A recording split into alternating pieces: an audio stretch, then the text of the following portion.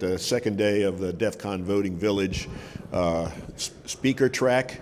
We're going to start out today with Professor Martha Mahoney, Professor of Law at the University of Miami and Distinguished Dean's Scholar there.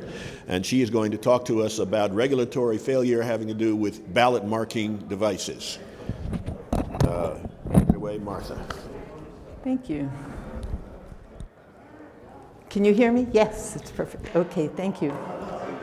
So my title is a recipe for distrust, because I'm concerned not only about the security problems and the voter interacting with the machine before they interact with the ballot and the other things about ballot marking devices, but also the urgent need to have trustworthy equipment and the ability to show the public it was trustworthy. I'll address verifiability and accuracy, but as much as possible, the need for reliable public assurance. And as I worked on this talk, as you'll see toward the end, I shifted a little in thinking about things that aren't being drafted well enough now. How should we approach it? So literally doing the research for this summer, I am slightly shifting, and you'll hear why. That is, I'm shifting away from what we call in law a standard to thinking we may need some bright line rules to clarify things. A significant number of people don't trust election results. Other people here have probably said that too, but when I'm thinking about distrust and these systems, that's really important. In 2024, I was looking for recent result polls.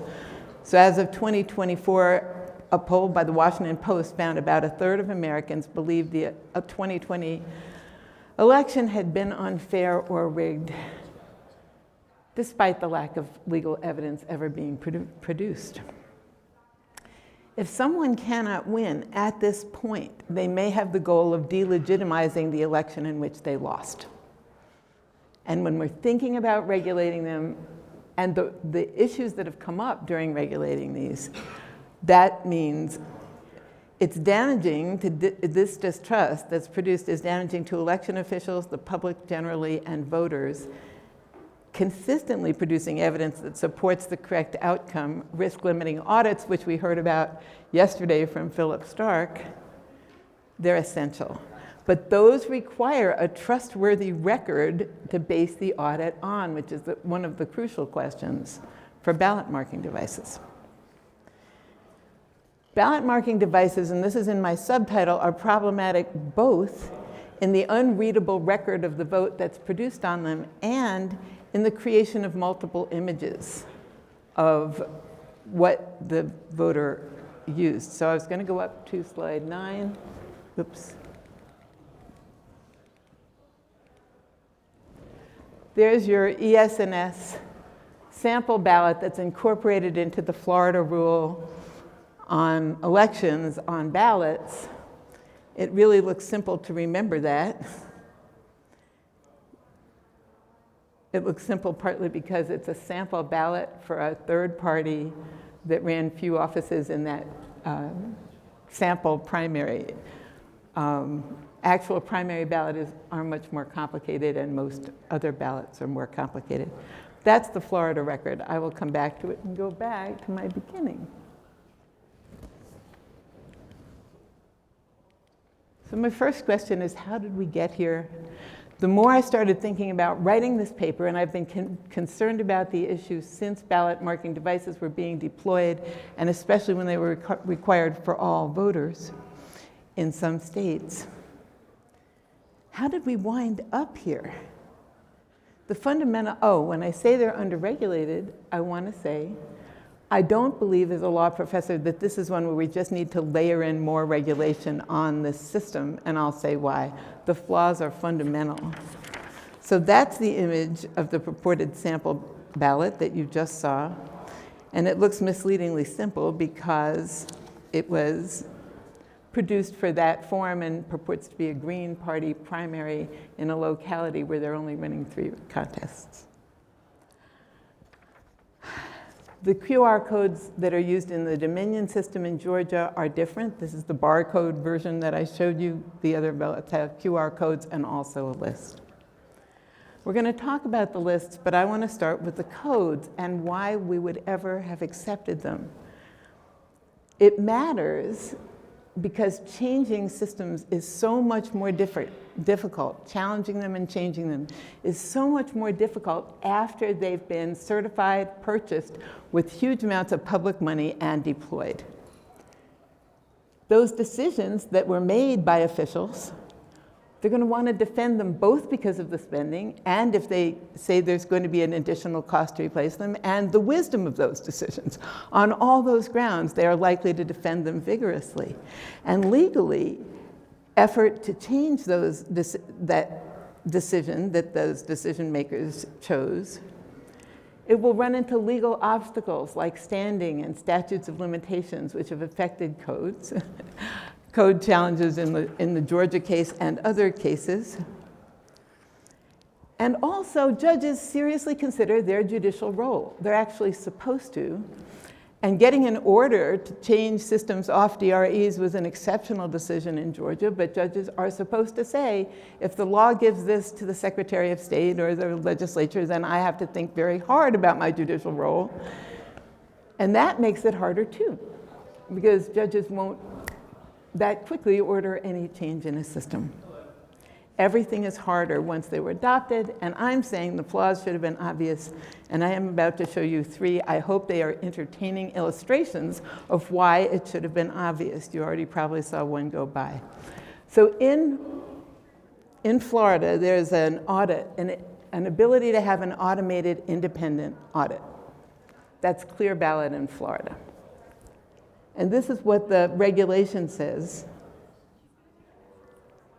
It says it must be completely independent of any voting system certified in Florida and not have any proprietary election-related software or hardware. However, information used to decode the ballot artwork, take that phrase, what I'm talking about right now is ballot artwork, beautifully defined in this Florida rule, and barcoding schemes on ballots may be shared from the primary vote tabulation to the automatic audit. Well, that means they're counting from the same ballot artwork interpretation code.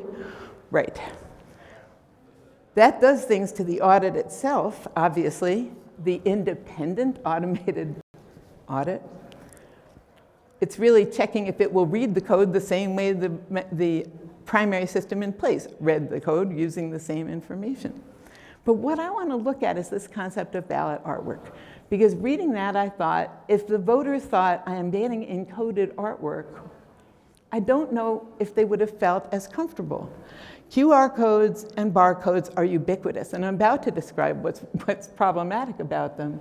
But they're everywhere, and they seem to get our packages delivered, and they seem to connect people to the internet. I had to do that to get a cab. My excellent research assistant working on this said, but I scan QR codes all the time. They have achieved a kind of universality that gives the impression that they are consistently going to do something, which I'm hoping to help you see would not necessarily be the conclusion. I think it's a cultural artifact of this period that those codes became so widely accepted without critical reflection. But we, that is, there's people in this room who have seen the problems from the beginning. But we, the societal collective we, election officials and legislators and voters, we should have been able to see the problems better. So here's an example. Oh gosh, it's absurd. This is the opposite of a proposal. It would be an absolutely dreadful idea. But I thought, imagine if the ballot artwork wasn't in the common form of QR and barcodes, but instead was in something that's also inscrutable, encoded. They aren't encrypted anyway in those QR codes, according to Alex Halderman's report on the Dominion system, encoded in something inscrutable and more colorful. Sorry. It's all artwork. And there's your more colorful code. Now, if we gave that to a voter, it's encoded, okay, so I used Unicode emojis, chosen whimsically because random is a serious concept. I didn't nearly approach it. And because I really know pretty much nothing except having read the code breakers longer ago than I even want to try to count. There's a couple of null characters and one or two tiny wrinkles, but that is a very simple substitution code. But if you handed it to a voter and said, there, this is fine, there's the names of the 3 candidates right under it. No, there's something cultural about our acceptance of QR codes and barcodes that didn't let us see that this was basically encoded artwork with a list. That's my point 1 on that. Point 2, well, barcodes are artwork too. Seriously, they're more pixels and ink on paper or whatever they are. But Kroger's got in trouble recently when Consumer Reports figured out that they had been ringing up things widely at the cash register that differed from the listed price. In grocery stores and other stores, many people are aware that the codes don't always show what the listed price said they would show. North Carolina this year, that's my little headline, fined 14 companies which had made repeated problems of scanning things up at higher prices. Vigilant shoppers know that. People sometimes know. My best friend is a vigilant shopper. I'm a spacey shopper. If she watches what's being rung up, or people can look at their receipts, they can see if the price is not what's listed. But a lot of people know that just because the list says so, it isn't in the barcode going to come out that way. It's more dangerous in the ballot. Because when you ring out at the cash register, you can watch the screen and you will get a receipt. You don't get any receipt or any visible evidence. The voter doesn't see anything as you get rung up, as it were, when the vote is tabulated. So this is a more impenetrable system than a system that people know day to day doesn't always show what it says. My final example is actually my favorite and the point of this talk in a way. A better analogy for barcodes, I think, is invisible ink. If we gave a voter a ballot and said, here's a great new high-tech ballot. It's invisible ink that's so secure. And here's the list on the same page or the other side of the ballot. Here's a list that shows you what's written in invisible ink, and it will go in the scanner that will light up the code, and it will save a picture of that. It will save an image and count the vote, which may or may not be used later in this election process, which we won't bother to explain to you. I don't think anyone would have accepted emojis. Nobody would have wanted invisible ink. That is, it would have been more transparent to the voter that this was ballot artwork and a list. The relationship between the art and the list is a whole lot of what I'll be talking about today. But first I want to say a whole lot of people did see this problem. Georgia's adoption of statewide DREs was contested at the time. The only cybersecurity expert on the committee that made recommendations, Dr. Lee, was fiercely against it for cybersecurity and other reasons. Coalition for Good Governance was speaking up against it, and some legislators spoke up against it, and it went through anyway. It's not that no one contested it. It is that there was a widespread and effective, unfortunately, acceptance of a system that should never have been put in place. So next question, the printed text lists on the ballot. Several studies have shown that voters don't always review the printed lists on the ballots, even when they're prompted to do so. So there's a study from Sevierville, Tennessee, that showed of 87 voters, 46 reviewed their ballot summaries, and 51 did not. And the ballots contained 18 contests, and the average time spent reviewing was 3.9 seconds. Minimum time was 1 second for people who did review the ballot. That really seems to me a glance at the top contest, at most. And the maximum time was 19 seconds. When they were asked about whether a ballot they're being shown in a post-election question was the same ballot, there were false positives and other mistakes. There was a study in Ann Arbor, Michigan, of the same question set up like a sample election. Of the 44 voters, this bothers me, of the 44 voters who saw the errors, more than 10% blamed themselves.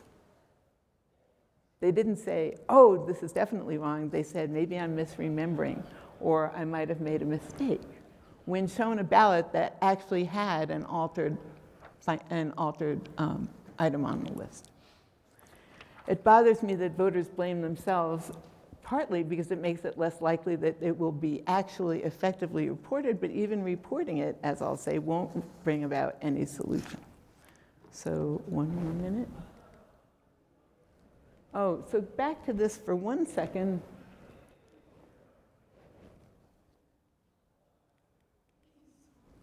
That's the 3 separate images. And I'll read you later in a little bit from some elections that went bad, things showing that any of those could cause a problem or a discrepancy.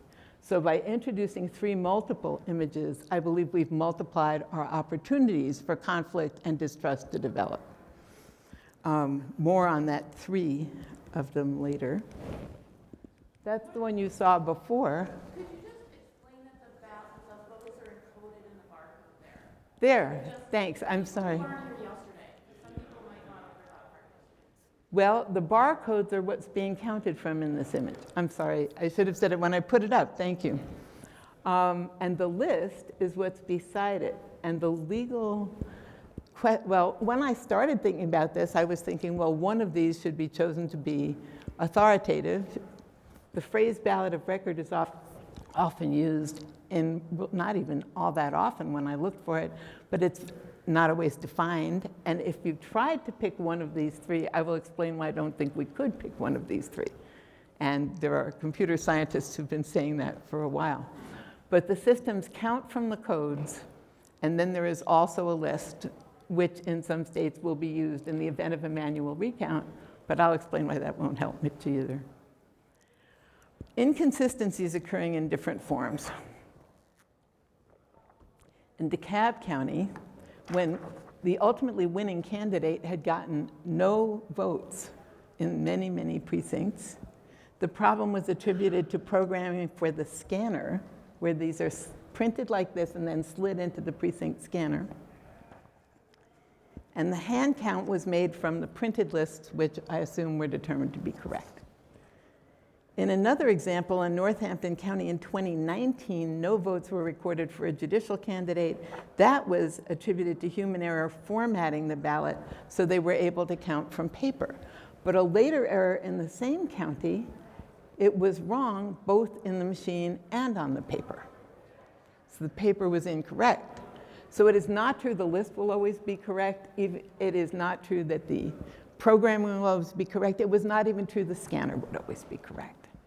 When that's the situation, I think it makes it much more difficult to say any of those should be chosen as the ballot to be used authoritatively. Any of the 3 could be wrong.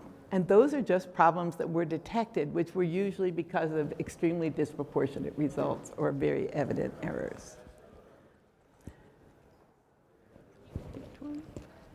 That's the current list. We're talking about functionality of reading a list. That's from Palm Beach County, which is now, because Florida changed its rule and made these available if the county wants to use them for all voters instead of for accommodation. That's the list from a Palm Beach County precinct that was not chosen. I had to type it up because I don't have a voted list from it, but I did get a copy of the ballot, so that reflects the sample ballot. That reflects the actual one. I think there was a swath in the middle of Palm Beach County that was electing 2 seats on the Port of Palm Beach Commission that would have gotten me even 1 or 2 more lines, but that's representative. Frequently, there are 23, 24, 25 choices. When voters look at it, it's in a different format. It's not laid out the way they encountered the ballot. It's laid out like that. And if anyone thinks that judicial is somewhere else in my notes, but if anyone thinks that retain a justice of the Supreme Court is a down ballot, it is down ballot. And sometimes people skip them. But the Wisconsin Supreme Court case this year ran over $100 million, broke records, and made national headlines. Judicial races, which were once seen as, oh yes, down the ballot, have been making national headlines sometimes. All of them are important. The sheriff's important. The supervisor of elections is important. The things we're voting for are very important, and that list is too long to be functional for many reasons, not least that it's so different from the ways in which the ballots were cast. Okay. When it doesn't say party in the Florida system, it was a nonpartisan vote. The more deep problem that I mentioned, and it is one, is that all claims about discrepancies are not verifiable. So if a voter does see a discrepancy, and remember there were false positives, false negatives in that study, but if a voter does see a discrepancy, somebody let me know on time. I should have checked when we started timing. Someone in the back give me a signal when I've got 6 minutes left. I have a lot to cover. There's a lot of reasons that it could have come out. The voter could be correct about the discrepancy. The voter could have actually made a mistake, and so on. The voter could have been incorrect and made input that's wrong, but the voter's claim about a discrepancy could also be false. Honestly, the fact that it's not verifiably true or false is very problematic, because that means we really can't treat this list as authoritative either. And that is explained in the excellent article, Why Ballot Markers Devices Cannot Assure the Will of the Voters and Other Things. But I want you to remember that the count stopped in Miami-Dade, Florida in 2000, not because of a Supreme Court order, but because of what Wikipedia calls the Brooks Brothers riot. Demonstration, the county attorney says, we can't count over that noise, we can't meet the deadline if we can't count now, stop counting. That's when it stopped. Disruption in the precinct, if there are false reports, would be serious. Disruption from true reports would be serious, and you can't prove either way which one it was. My initial impulse to like a human readable list diminished the further I looked into this. So why I say they're not well regulated, I mentioned this before. There's other problems besides not saying what's the authoritative ballot. If you make the printed list authoritative in a hand recount, they often are looked at only in a tiny fraction of elections. So you're actually counting from something else and then saying the printed list will govern, but looking at the printed list is a serious question in its own right and not functional for voters. Georgia, when reviewing in a recount, only looks for overvotes. Florida looks for overvotes and undervotes.